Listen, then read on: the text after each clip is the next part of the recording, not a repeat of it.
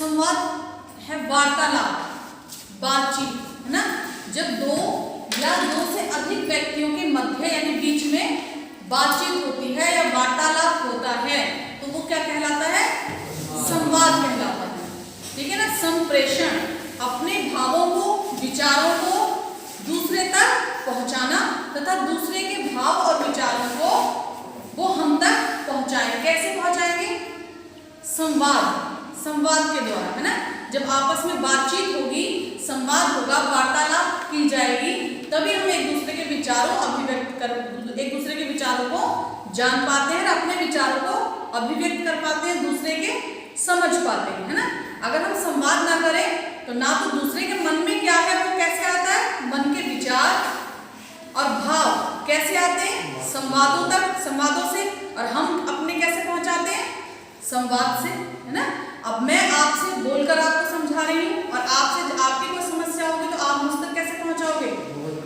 बोलकर, बातचीत के द्वारा, है ना। तो यही बातचीत का वार्तालाप क्या कहलाती है? संवाद कहलाती है। और जब इन संवादों को हम लिखित रूप में लिखते हैं, जब इन संवादों को दो व्यक्तियों के मध्य, दो व्यक्तियों के बीच में हुई बातचीत को, दो से अधिक व्यक्तियों के बीच में हुई बातचीत को जब हम लिखित रूप में लिखते हैं तो वो क्या कहलाता है? संवाद लेखन कहलाता है। अब देखो संवाद लेखन कैसे लिखा जाता है, संवाद लेखन में क्या क्या बातें होनी चाहिए, किस तरह से हम संवाद लेखन, एक अच्छा संवाद लिखेंगे। सबसे पहले संवाद लेखन में जो है पूर्ण संप्रेषण होना चाहिए। संप्रेषण का मतलब, संप्रेषण एक दूसरे से बातचीत करना, है ना, और अपनी बात दूसरे तक पहुंचाना। तो संवाद ऐसा हो कि जो हम कहना चाह रहे हैं, दो पात्रों के माध्यम से कहलवाना चाह रहे हैं, जो दो पात्र बातचीत कर रहे हैं, वो बोधगम्य हो, स्पष्ट हो, आसानी से समझ में आने वाला हो, है ना, और अपना पूरा अर्थ रख रहा हो। ऐसा ना हो कि अधूरी सी बातचीत करके हमने उसको संवाद को पूरा कर दिया तो वो क्या है, अधूरापन लगेगा, वो पूर्ण नहीं लग रहा, और पूर्ण नहीं लगेगा तो वो क्या होगा, एक अच्छा संवाद नहीं समझा जाएगा। दूसरा क्या है, संवाद में प्रयुक्त भाषा सरल व भावपूर्ण, स्पष्ट हो। भाषा कैसी होनी चाहिए? सरल होनी चाहिए, स्पष्ट होनी चाहिए, और संक्षिप्त यानी बहुत लंबा खींच कर नहीं ले जाना चाहिए उसको, है ना। कम से कम शब्दों में अधिक से अधिक अर्थ उसमें निकलना चाहिए, गागर में सागर भरना। ठीक है। संवाद जो है उसकी भाषा कैसी होनी चाहिए?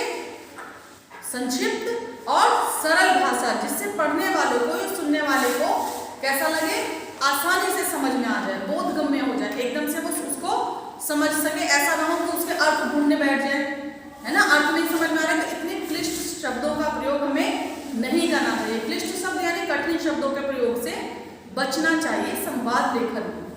ठीक है। तीसरा है, संवादों में छोटे और सरल वाक्यों का प्रयोग करना उचित रहता है। संवादों में छोटे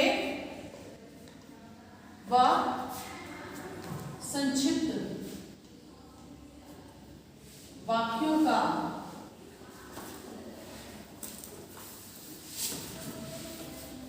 प्रयोग करना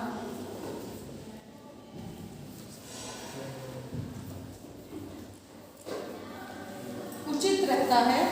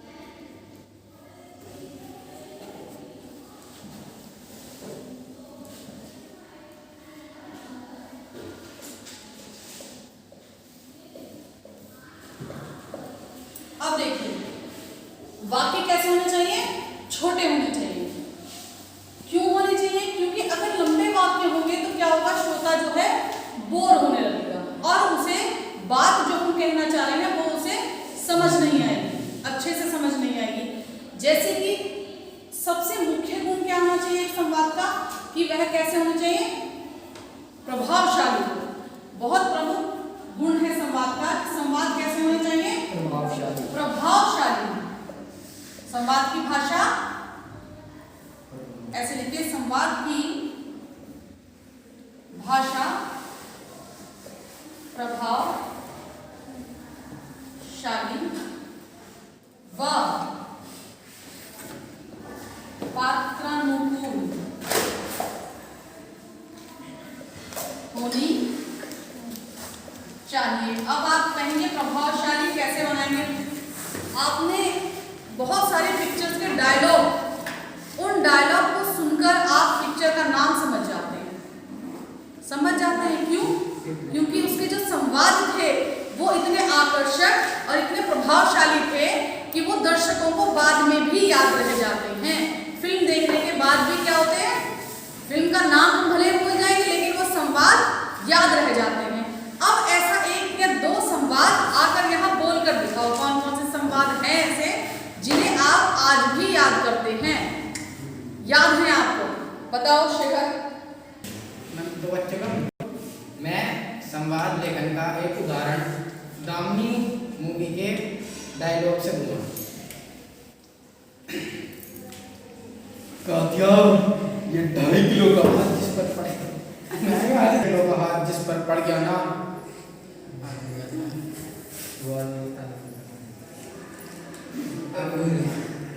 जो हमें आज भी याद है, जैसे सांभा ये कितने आदमी थे, ये शोले फिल्म का डायलॉग जो है वो प्रभावशाली होने चाहिए, जिससे कि लोग उस पात्र को, और नाटक है या जो भी हमारा अंक का जिसका नाटक किया गया है उसको हमेशा याद रखते हैं। और वो कैसे याद रखा जाता है? संवाद की भाषा की प्रभावशीलता के कारण। जितना प्रभावशाली संवाद होगा उतना अधिक वह लोगों को वह लोकप्रिय हो जाएगा। बहुत सारी फिल्म्स में आपने देखे हैं। और दूसरी चीज है, संवाद रोचक व आकर्षक होना चाहिए। संवाद रोचक व आकर्षक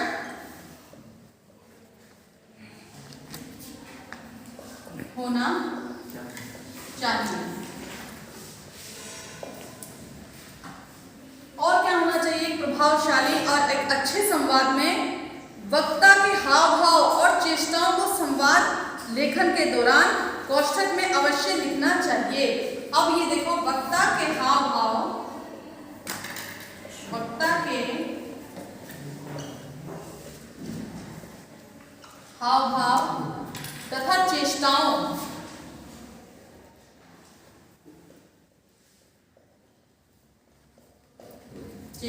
को कोष्ठक में अवश्य लिखना चाहिए। कोष्ठक में कैसे लिखेंगे? कोष्ठक में लिखना चाहिए। आपने चैप्टर पढ़ा होगा बलकरण वाला, बलकरण, बहुत सारे, हाँ हिंदी प्रथम साहित्य में। तो देखो कोष्ठक में कैसे होना चाहिए? जैसे दो पात्रों से हम बुला रहे हैं, तो बलकरण में चाकू दिखाते हुए, तो कोष्ठक में चाकू दिखाते हुए, डाकू हंसते हुए, जोर से हंसते हुए, और हंसने को ही जैसे डाकू का संवाद है तो डाकू जोर से हंसते हुए, ब्रैकेट में क्या ले, कोष्ठक यानी कोष्ठक का, ठीक है, जोर से हंसते हुए, तो हंसी की आवाज कैसी होगी? ही है ना। दांत निकालते हुए, ये हम कोष्ठक में देंगे, है ना। और उसने नौकर ने मेज और कुर्सी को खिसकाकर कहा, तो खिसकाने की आवाज जो भी घर टेलीफोन की घंटी बजती हुई, तो ये सारी चीजें जो देंगे हम किसमें देंगे? कोष्ठक में जरूर देनी चाहिए, जिससे कि आप क्या है नाटक में या संवाद में जो है क्या है, संवाद जो है जीवंत, हाँ प्रभावशाली बनते हैं और जीवंतता बनती है। उनमें क्या बनती है? जीवंतता। वो बिल्कुल ऐसे लगते हैं जैसे सामने हमारे दो व्यक्ति या तीन व्यक्ति जिनमें बातचीत या जो संवाद के पात्र हैं, वो पात्र हमारे सामने उपस्थित होकर बातचीत कर रहे हैं। इससे ये होगा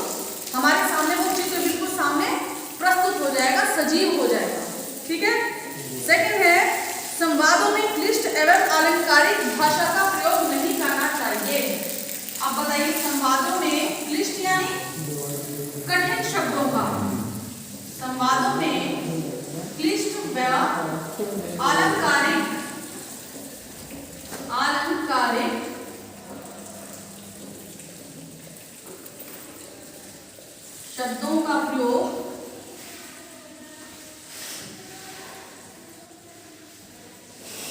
नहीं करना चाहिए। क्यों नहीं करना चाहिए? क्योंकि फिर वो आम लोगों के मन में आसानी से नहीं उतर पाएगा, क्योंकि जो चीज हमें समझ ही नहीं आ रही है तो उसमें हम आनंद या कोई रस कैसे ले सकते हैं? नहीं ले सकते ना। तो अगर कठिन शब्द हमने या अलंकारिक भाषा का प्रयोग हमने कर दिया तो वो सहज ही बोधगम्य नहीं हो पाएगी, सहज ही समझ में नहीं आएगी। और जो भी चीज हमें समझ में नहीं आती वो क्या है, उसमें हमें वो अच्छी लगती ही नहीं है, क्योंकि जब समझ में आएगा तब हमें पता चलेगा ये हास्य है, श्रृंगार है, या डरावना है, भयानक है, अद्भुत है। इन सब चीजों का पता कैसे चलता है? जब हमें वो चीज समझ में आ रही है ना। तो कठिन शब्दों का प्रयोग हमें उसमें नहीं करना चाहिए। संवाद जो है पात्रानुकूल होनी चाहिए उसकी भाषा। पात्रानुकूल का मतलब पात्र जैसे पात्र हैं उनकी भाषा के अनुसार ही हमारे संवाद की भाषा हो। जैसे अगर हम संवाद दिखा रहे हैं देहात का, है ना, तो भाषा थोड़ी सी देहाती भाषा होगी, उनके अनुकूल होगी। अगर एक मालिका और मालकिन का संवाद दिखा रहे हैं तो क्या होगा? पौधों के विषय में वार्तालाप होना चाहिए ना। पौधों के ऐसा तो नहीं है मिठाइयों के बीच में वार्तालाप होगा, है ना। एक दूध वाले का मालकिन के साथ, दूध लेने वाले के साथ जो भाषा को दिखाया जा रहा है वार्तालाप, उसमें क्या होगा? बढ़ती महंगाई, दूध में मिलावट, दूध में पानी, इन चीजों को लेकर वार्तालाप होगा, है ना। और बढ़ती महंगाई के ऊपर है तो वो तो होगा, किसी के बीच में भी हो सकता है, दो लोगों के, चाहे वो माता पिता है, अखबार को देखकर माता पिता के बीच में हमारे क्या हुआ? बढ़ती महंगाई को लेकर हुआ वार्तालाप, है ना, संवाद। तो उसमें क्या लिखेंगे आप कि अब कितनी महंगाई बढ़ रही है, सोने को ले सकते हैं, सब्जियों को ले सकते हैं, बहुत सारी चीजें उसमें हम डाल सकते हैं। तो पात्रों के अनुसार ही क्या होगा? वार्तालाप होगा। ठीक है। स्पष्टता एवं सशक्त संप्रेषण वो पहले आ चुका है कि जो बात हम कहना चाह रहे हैं, जिस संवाद से हम, जिस पात्र से हम जो बात कहलवाना चाह रहे हैं वो आसानी से सुनने वाले या पढ़ने वाले तक पहुंच जाए। और वो कब पहुंचेगी? जब हमारी भाषा आसान होगी और प्रभावशाली, स्पष्ट होगी, संक्षिप्त होगी। संक्षिप्त होगी तो बोर नहीं होगा, वरना क्या होगा? ना तो अर्थ पहुंच पाएगा, पढ़ते पढ़ते या देखते देखते इंसान, सामने वाला श्रोता जो है या पाठक जो है वो बोर हो जाएगा, वो उबाऊ बन जाएगा। हमारा संवाद कैसा बन जाएगा? उबाऊ। अगर बहुत ज्यादा विस्तार पूर्वक हमने लंबा कर दिया। उचित विराम चिन्हों का प्रयोग। और संवाद देखने में क्या होना चाहिए? हमें ध्यान रखना चाहिए कि हम उसमें उचित विराम चिन्हों का प्रयोग करें। विराम चिन्हों का